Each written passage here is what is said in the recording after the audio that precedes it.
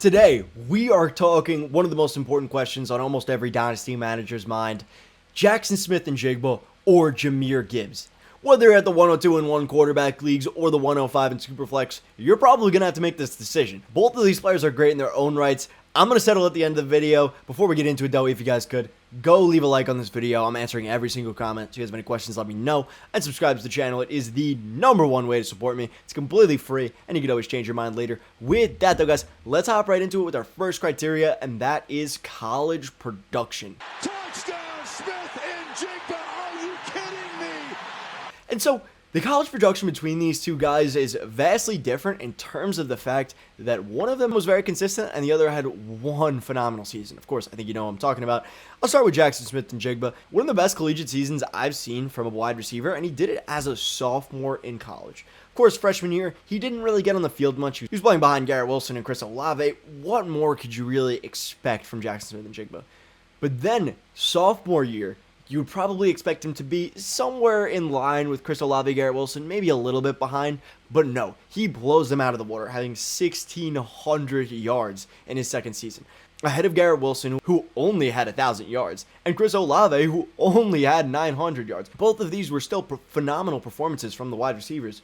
Jaxon Smith-Njigba just blew him out of the water, especially at Utah, when I think he proved it wasn't a fluke, and it wasn't just because he had Garrett Wilson and Chris Olave ahead of him, because he put up over 300 yards despite the fact that both Chris Olave and Garrett Wilson were out, proving that he could do it without them, and I think that matters to me a ton. Yes, his junior year was riddled with injuries, so he didn't play, and that potentially made him not a top 10 draft pick.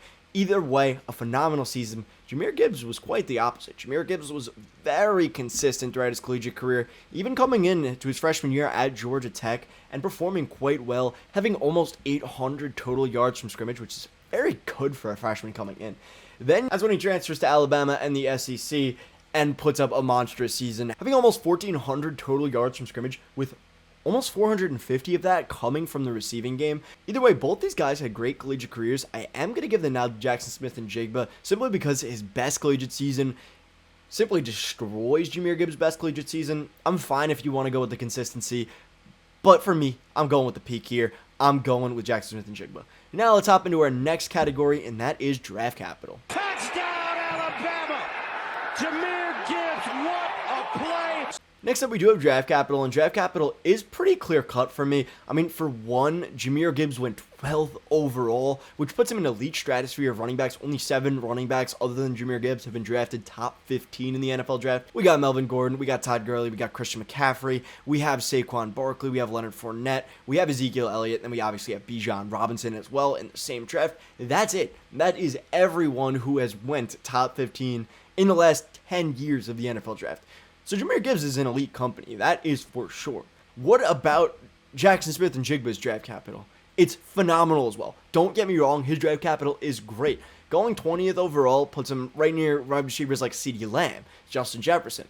But it also puts him near wide receivers like Jalen Reagor, and well, I think Jaxon Smith-Njigba is miles better than Jalen Reagor. His draft capital really is indicative that he probably is going to be a great wide receiver as well.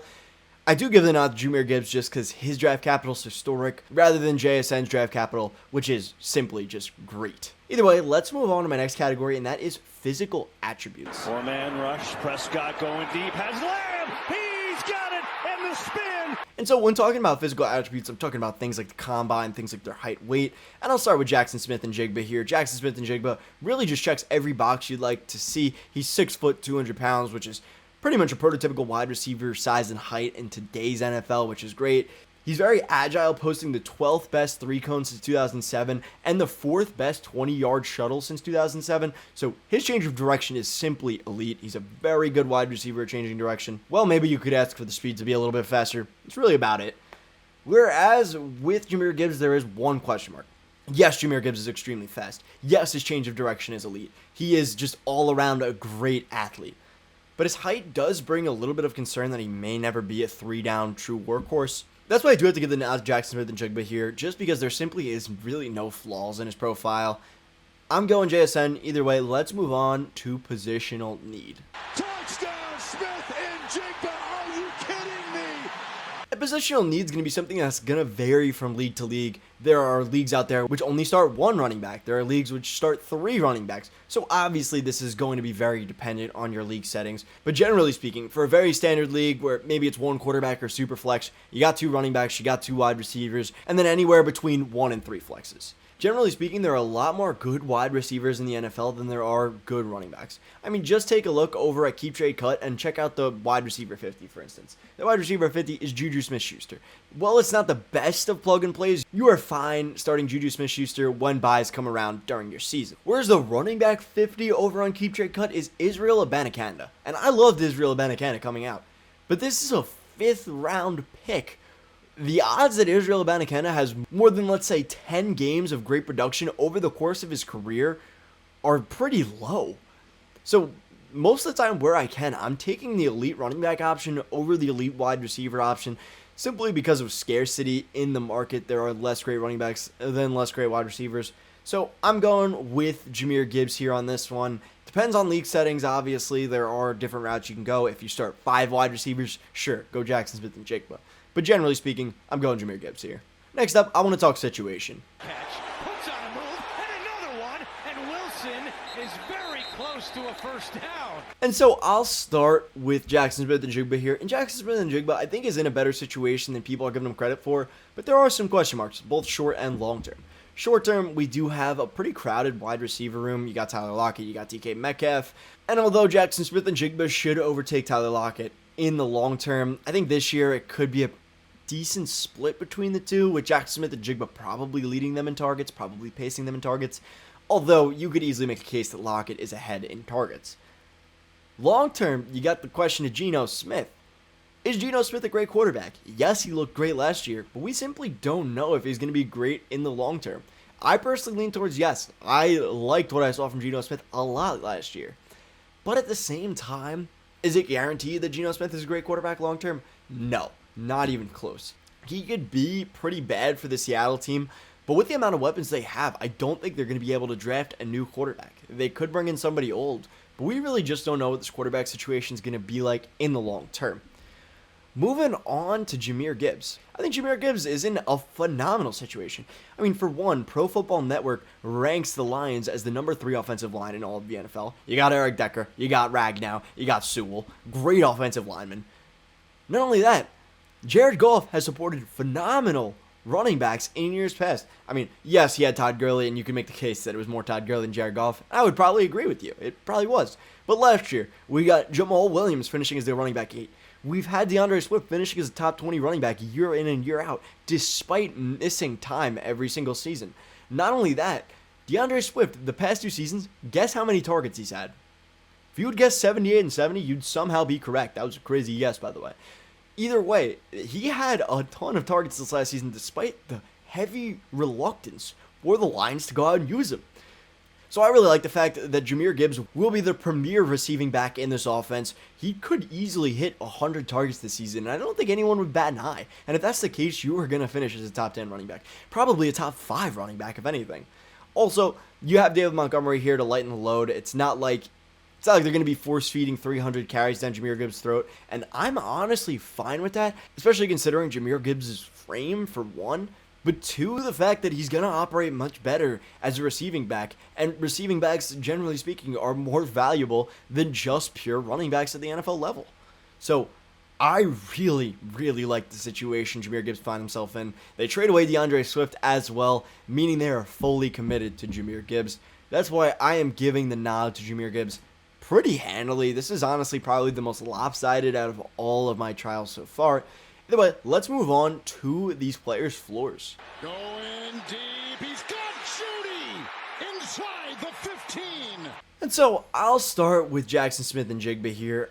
I'll give Jackson Smith and NJIGBA the floor over JAHMYR GIBBS simply because Jackson Smith and NJIGBA's floor, in my opinion, at the NFL level, and yes, he could bust and be nothing, but in my opinion, his very realistic safe floor for if he is a good wide receiver is probably between 110 and 120 targets 3 or 4 years into his career. And if you're getting 110 to 120 targets, you're probably at least fine for fantasy. While that may be not the most successful for fantasy, you are at least getting points week in and week out from Jackson Smith-Njigba. And I'm talking about his absolute floor as long as he isn't out of the NFL in 3 years. If he is 75% of what we expect Jackson Smith-Njigba to be, I see that pretty much as his floor. A very nice floor comp is Amon-Ra St. Brown, and I'm not saying his floor is Amon-Ra St. Brown, do not get me wrong, but he just reminds me so much of Amon-Ra St. Brown whenever I watch the two.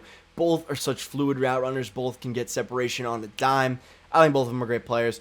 Either way, my floor for JAHMYR GIBBS is a little bit lower, simply because he doesn't profile as a 3-down workhorse back, and well, he is going to be getting a ton of targets out of this backfield. I think there is a tiny amount of potential where he could receive sub 125 carries, and while I put that as very unlikely, I just think the overall floor case for JSN is a little bit higher than JAHMYR GIBBS. Moving on though, we have the ceiling. Touchdown, Alabama!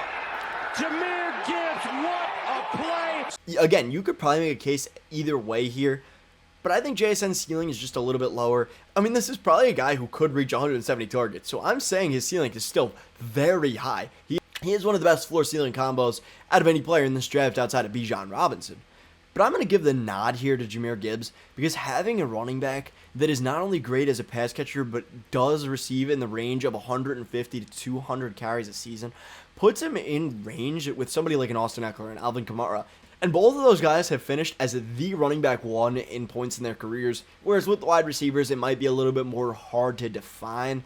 So I'm going to give the ceiling case to GIBBS, which puts our final total at Jackson Smith-Njigba with 3 points.